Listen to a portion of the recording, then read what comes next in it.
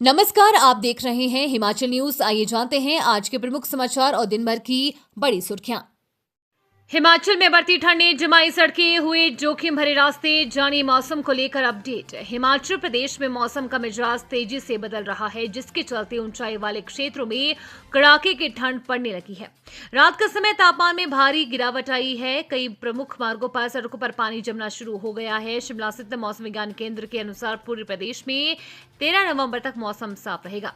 अगले 3 से 4 दिनों में न्यूनतम तापमान में लगभग 2 से 3 डिग्री सेल्सियस की वृद्धि होने की संभावना है, जिससे कड़ाके की ठंड से हल्की राहत मिल सकती है। हिमाचल में अब महंगी मिलेगी इमारती लकड़ी। सरकार ने 10% बढ़ाए दाम। हिमाचल प्रदेश में इमारती लकड़ी और महंगी होगी। सरकार ने राज्य में forest produce regulation and trade act 1982 के तहत प्राइवेट फॉरेस्ट प्रोड्यूस के दामों में 10% की बढ़ोतरी की है, यानी निजी भूमि पर उगे पेड़ों की लकड़ी अब पहले से ज्यादा दाम पर मिलेगी। इसके लिए सरकार द्वारा अधिसूचना जारी की जाएगी। खासतौर पर देवदार व कायल की लकड़ी की कीमतों में बढ़ोतरी होने से इमारती लकड़ी महंगी होगी। प्राइवेट फॉरेस्ट प्रोड्यूस से तात्पर्य किसी व्यक्ति या समूह के स्वामित्व वाले निजी वनों से प्राप्त होने वाली लकड़ी है, जिसमें देवदार, कायल के अलावा फर या स्प्रूस, चीड़, साल व सैन आदि वैरायटी के पेड़ हैं। सरकार ने हर वन मंडल के लिए अलग अलग दाम तय किए हैं। हिमाचल कंगना रनौत बोली, राहुल गांधी के कारण भारत का दुनिया में बन रहा मजाक। सांसद कंगना रनौत ने राहुल गांधी के वोट चोरी के बयान पर हमला बोला है। उन्होंने कहा कि राहुल गांधी ने झूठ बोलने की हद कर दी है। वो आए दिन संविधान और चुनाव आयोग का मजाक उड़ा रहे हैं। उन्होंने कहा कि राहुल गांधी के कारण भारत का दुनिया में मजाक बन रहा है।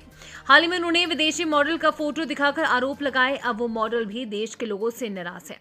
सत्ता में नहीं आने के कारण राहुल गांधी अपना मानसिक संतुलन खो चुके हैं। किन्नौर में संसदीय फंड के सवाल पर उन्होंने कहा कि आने वाले समय में फंड जारी किया जाएगा। जो कार्य पूरे नहीं हो पा रहे हैं उसमें कुछ रुकावटें आती हैं। कभी प्रशासन समय नहीं मिल पाता है।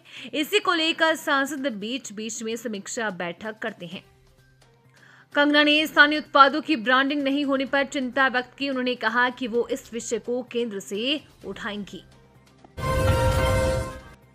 हिमाचल आपातकाल में जेल गए नेताओं को अब नहीं मिलेगी समान राशि। विधि विभाग ने जारी की अधिसूचना। आपातकाल के दौरान जेल गए हिमाचल प्रदेश के नेताओं को अब समान राशि नहीं मिलेगी। राष्ट्रपति ने लोकतंत्र प्रहरी विधेयक निरसन का प्रस्ताव मंजूर कर दिया है।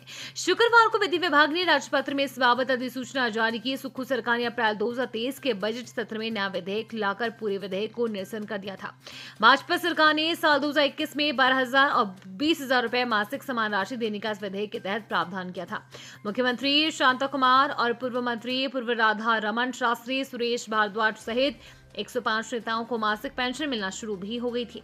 लोकतंत्र प्रहरी विधेयक को लेकर राज्य सरकार और राजभवन के बीच कई बार टकराव की स्थिति भी बनी। राज्य सरकार के जवाब से राजभवन ने असंतुष्ट होकर विधेयक को कई बार राज्य सरकार को सौंपा और लौटाया।